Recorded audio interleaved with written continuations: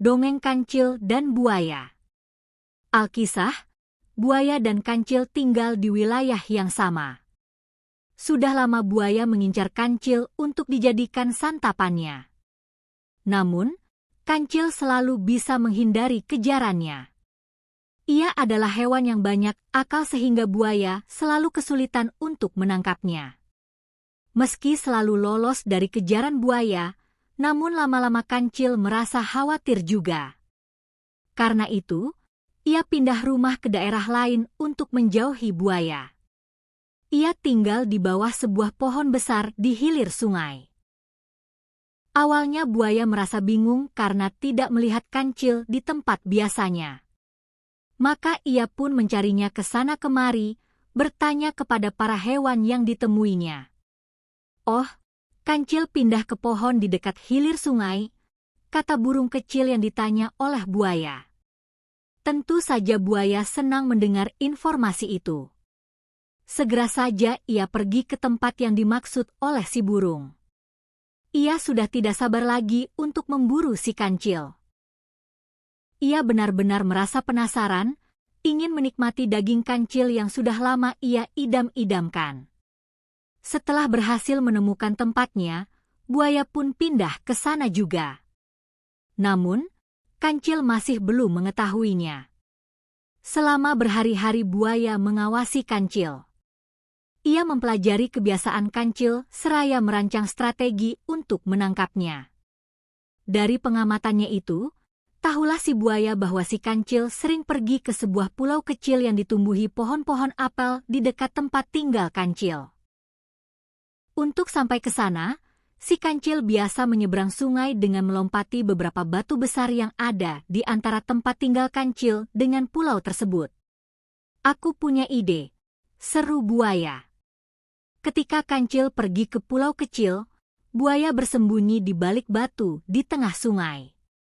Ia menunggu kancil melompat ke batu itu. Hari itu kancil puas memakan buah-buahan yang ada di pulau kecil. Kemudian ia pun pulang dengan riang. Ia melompat dari sisi sungai ke batu-batu untuk sampai di rumahnya.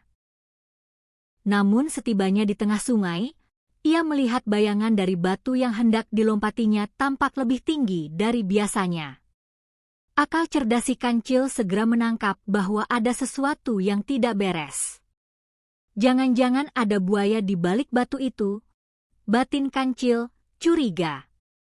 Setelah berpikir, ia berhasil mendapat akal. Ia berteriak ke arah batu, "Hai batu! Gimana kabarmu?" Hening. Tidak ada jawaban. Kancil kemudian bertanya lagi, "Ada apa batu sahabatku? Biasanya kau menjawab sapaanku." "Oh, jadi biasanya batu ini berbicara," batin buaya yang sedang berdiam diri di batu itu. "Kalau begitu aku harus pura-pura menjawabnya supaya kancil tidak curiga." "Halo juga, kancil," jawab buaya. Kancil terkikik dalam hati melihat kebodohan buaya. Lantas ia berkata, "Jadi kau ada di situ ya, buaya? Tak kusangka kau mengejarku sampai ke sini." Buaya kaget. Rupanya penyamarannya sudah ketahuan. Sadarlah ia bahwa kancil telah mengakalinya. Ia benar-benar kesal dengan kebodohannya sendiri. "Ya, aku mengejarmu ke sini karena ingin memakanmu," sahut buaya, jengkel.